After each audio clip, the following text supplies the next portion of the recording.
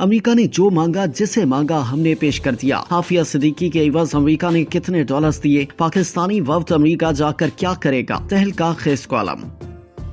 Column निगार मंसूर आफाक ने अपने column में हुकूमत पाकिस्तान की जानिब से डॉक्टर आफिया सिद्दीकी के लिए एक वफ्द अमेरिका भेजने पर खुशी का इजहार करते हुए जबरदस्त तजिया पेश किया। वो लिखते हैं कि अमेरिका जाने वाले पाकिस्तानी वफ्द में पार्लियामेंटेरियन, मिलिट्री ऑफिशियल्स और डॉक्टर्स शामिल हैं। यकीनन इस वफ्द के इस दौरे पर हजारों डॉलर लागत आएगी, मगर पहली बार दुनिया को एहसास होगा कि 21 साल से कैद पाकिस्तानी खातून के लिए हुकूमत पाकिस्तान की तरफ से कोई तो आया है। हुकूमत ने चलो कौम की किसी बेटी की तो खबर ली है।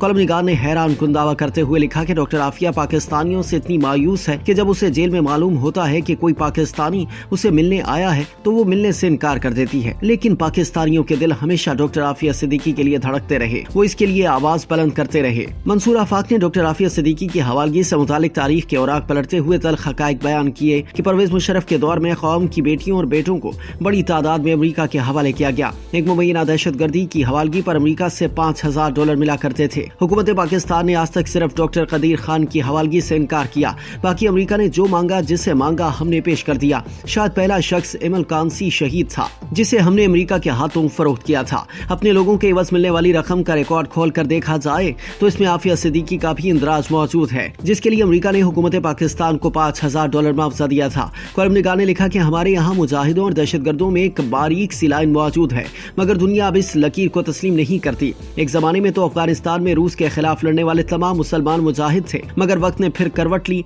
और वाशिंगटन ने अपना अकीदा बदल लिया। मुजाहिदीन दहशतगर्द करार पा गए। अफगानिस्तान में तालिबान की हुकूमत को दहशतगर्दों की हुकूमत करार दे दिया गया था। हत्ता कि तालिबान हुकूमत के सफीर भी गवांतानामो बे पहुंचा दिए गए। पाकिस्तान में अफगानी सफीर मुल्ला ज़ईफ की कहानी इंसानी तारीख में अपनी कोई मिसाल नहीं रखती। फिर गुड तालिबान और बैड तालिबान की इस्तिलाहें वाज़ेह हुई। मंसूर आफाक ने कॉलम के इख्तिताम में तज़किया पेश करते हुए लिखा कि हुकूमतों का मसला ये रहा है कि डॉक्टर आफिया सिद्दीकी का नाम गुड तालिबान में शामिल किया जाए या बैड तालिबान में। हवा में तकसीम रही। डॉक्टर आफिया सिद्दीकी के लिए अवामी दबाव ज्यादा ना बढ़ सका, मगर वक्तन फवक्तन अहले दर्द आवाज बुलंद करते रहे। इस वक्त भी इसकी रिहाई के लिए कोशिशें जारी हैं।